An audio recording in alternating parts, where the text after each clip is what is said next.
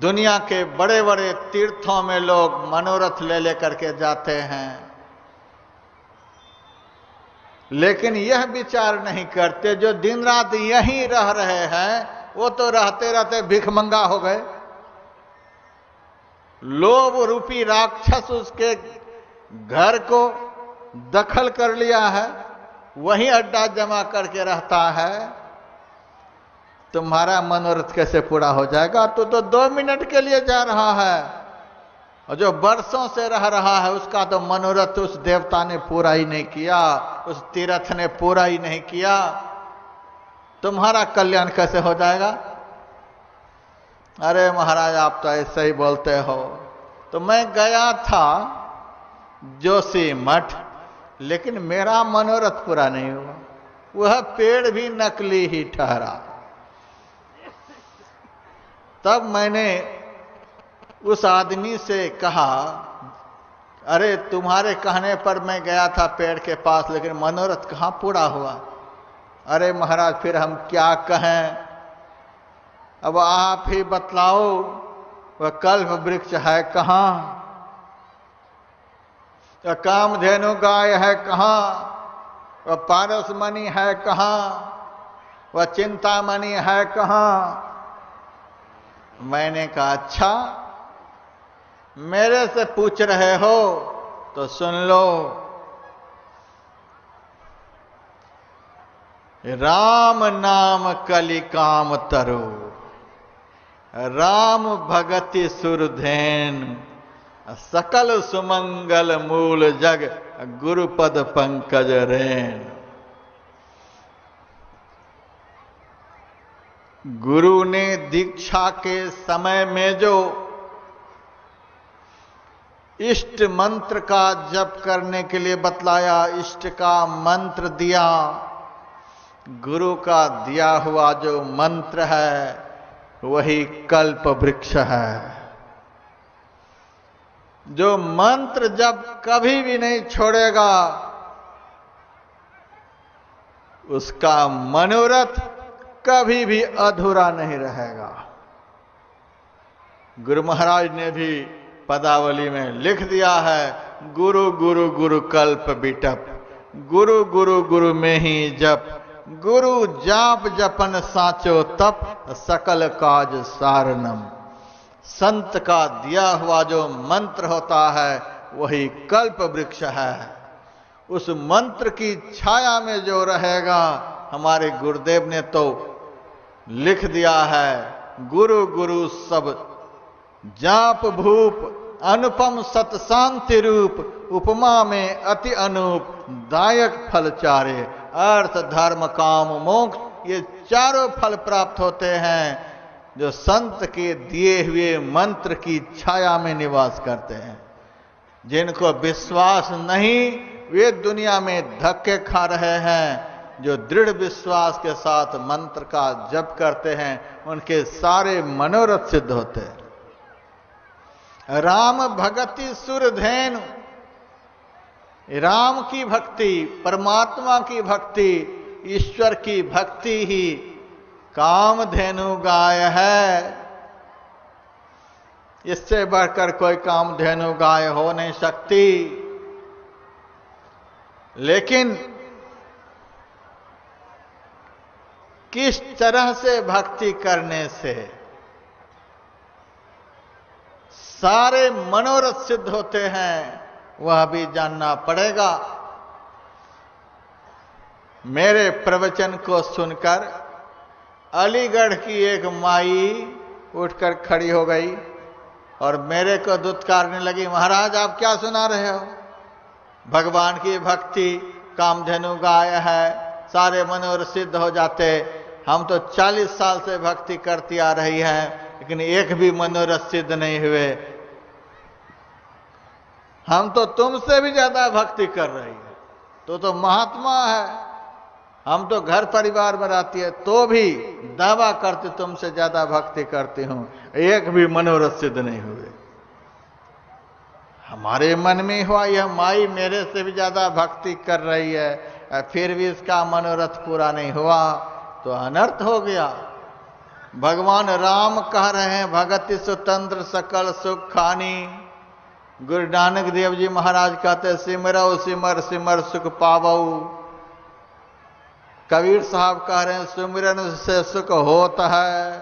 सारे संत कह रहे हैं भक्ति करने से सुख मिलता है, कामधेनु है, कल्प वृक्ष है।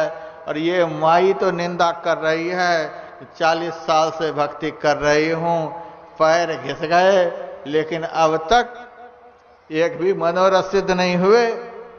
मैंने कहा माई एक बात बता तो किस तरह से भक्ति कर रही है। तो माई कहने लगी महाराज 4 बजे सुबह उठती हूँ, ठंडे पानी से स्नान करती हूँ, एक बहुत बड़ी सी फूल की साजी है, उस साजी में फूल बेलपत्र दुर्वा अक्षत सिंदूर वगैरह सजा लेती हूँ और पूरे अलीगढ़ में जितने पत्थर हैं, जितने पेड़ हैं, जितने मंदिर हैं, सब जगह पूजा करती हुई और 4 बजे शाम में आकर के चाय पीती हूं। करते हो इतनी भक्ति बता? तब मैं समझ गया। मैंने कहा माई इस भक्ति से 40 साल में भी तुम्हारे एक मनोरथ पूरे नहीं हुए। हमें तो ऐसा लग रहा है ऐसी भक्ति तुम्हारी चलती रही तो 2-4 साल में गठिया बात भी पकड़ेगा, रोग से तन भर जाएगा और पछताती हुई दुनिया से चली जाओगी। इतनी भक्ति किए फिर भी मनोरथ पूरे नहीं हुए।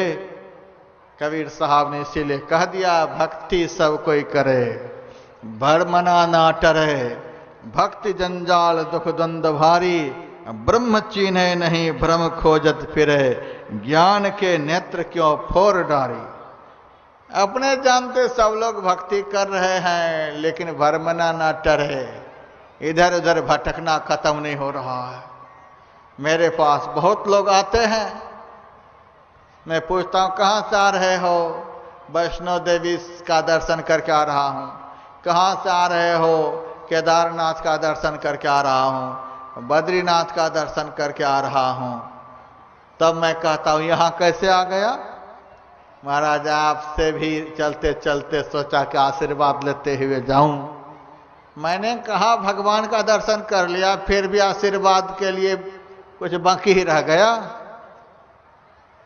सारी दुनिया के भगवान को देखाए, सारे तीर्थों में देवी देवताओं का दर्शन कराए। विभीषण ने तो एक बार दर्शन किया राम का और उनके सारे मनोरथ पूरे हो गए। प्रहलाद जी ने एक बार दर्शन किया, उनके मनोरथ पूरे हो गए।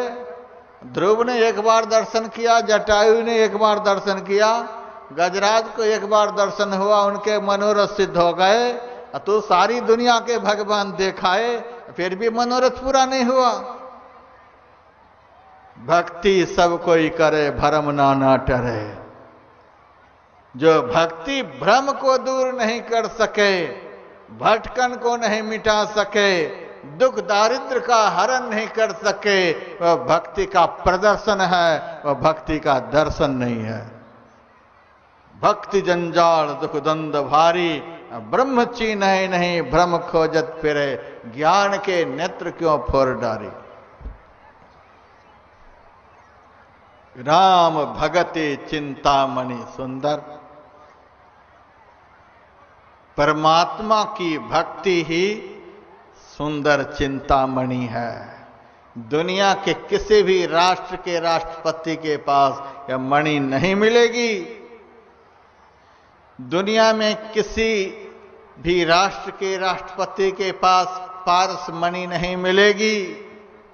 यह पारस मणि, यह चिंतामणि परमात्मा की भक्ति है जो संत के चरणों में जाने से मिलती है, जो संत की कृपा से मिलती है।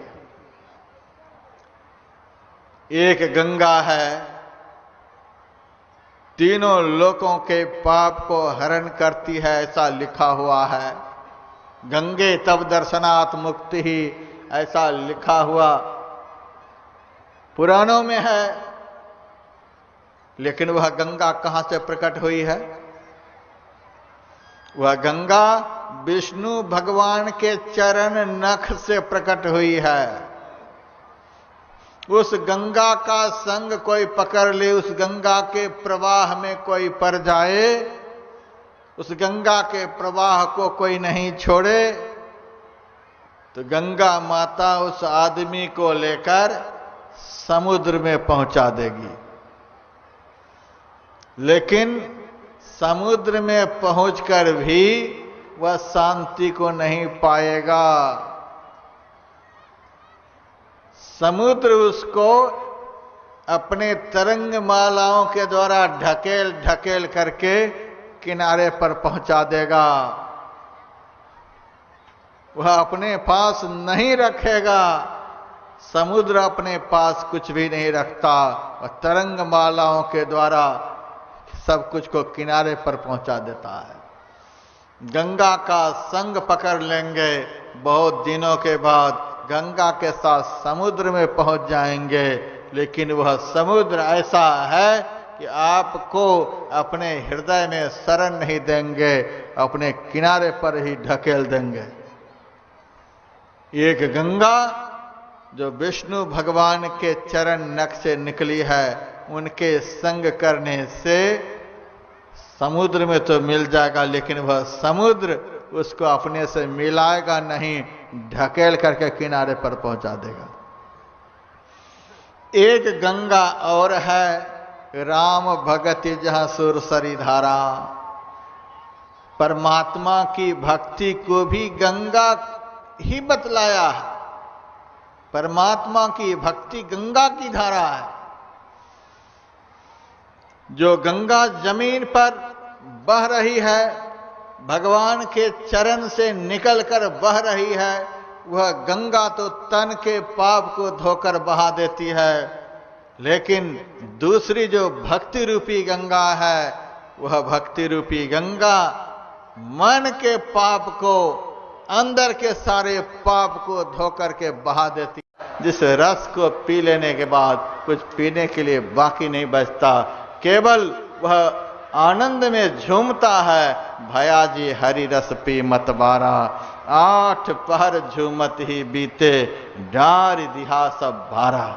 8 पहर भक्त झूमता है। लागी मोहे राम खुमारी हो, निस दिन भर से मेहरा भीजे तन सारी हो। कबीर साहब कहते हैं, फल मीठा पे ऊंचा तरवर, कौन जतन करी लीजै, नेक निचोर सुधा रसवा को, कौन जुगति करी पीजै।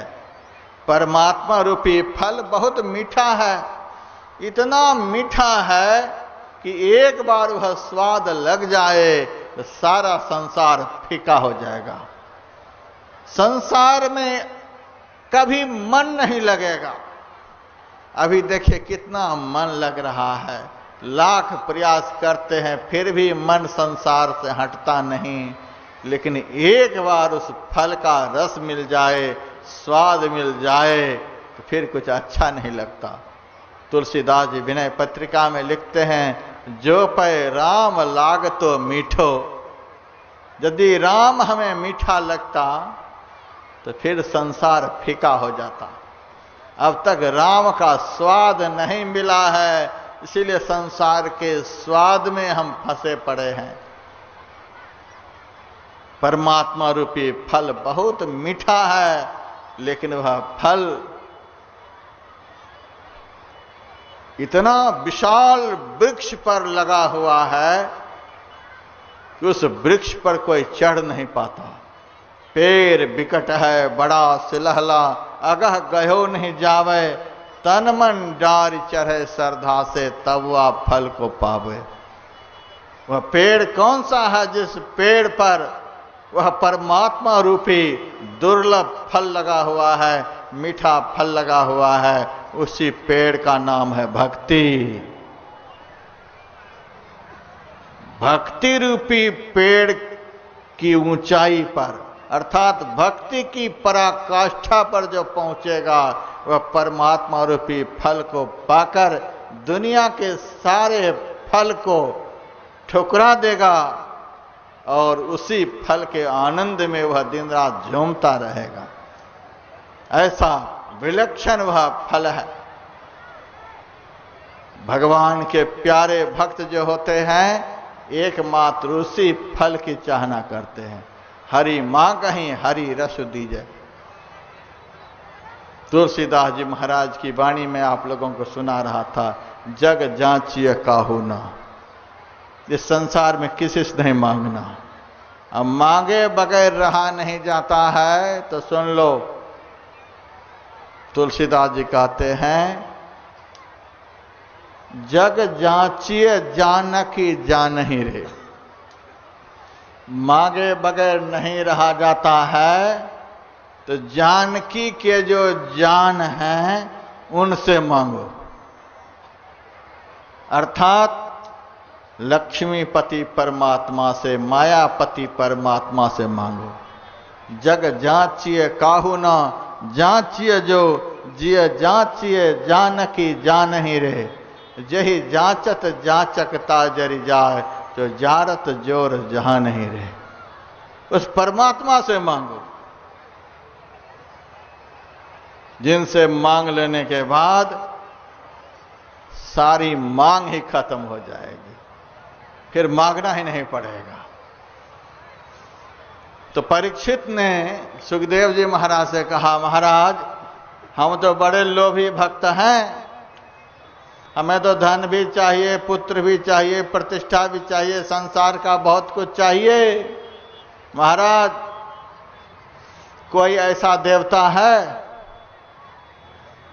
जो देवता अकेले ही सब कुछ देने में समर्थ हों? कितने देवता के पास हम घूमते फिरेंगे? देव दनुज मुनि नाग मनुष्य माया विवश विचारे, कितने के पास हम भटकते रहेंगे? आप कह रहे हो यह देवता यह देगा, वह देवता वह देगा, वह देवता वह देगा, हमें तो सब चाहिए। सारी दुनिया के देवता के पास घूमना पड़ेगा, समय बहुत थोड़ा है, भीतर में मांग बहुत ज्यादा है, कितना के पास हम घूमेंगे? कोई ऐसे देवता का नाम बता दो जो देवता अकेले ही सब कुछ देने में समर्थ हों।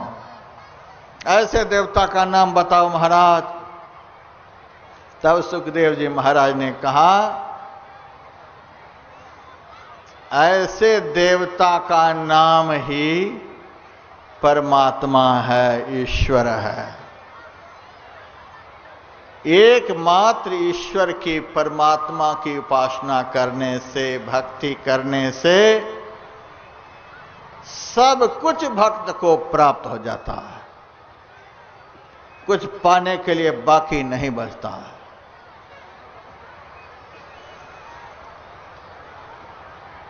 परीक्षित ने कहा, जिस देवता की भक्ति करने से सब कुछ प्राप्त हो जाता है, वह देवता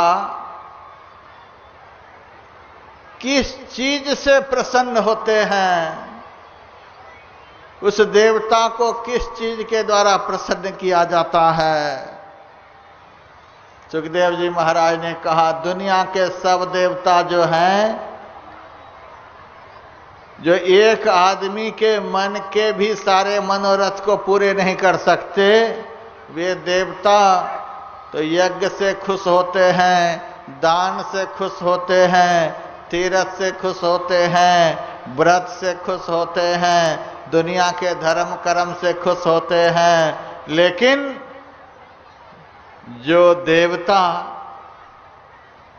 सब कुछ अकेले ही देने में समर्थ हैं, वह देवता एकमात्र भक्ति से प्रसन्न होते हैं, उनको और कुछ भी नहीं चाहिए।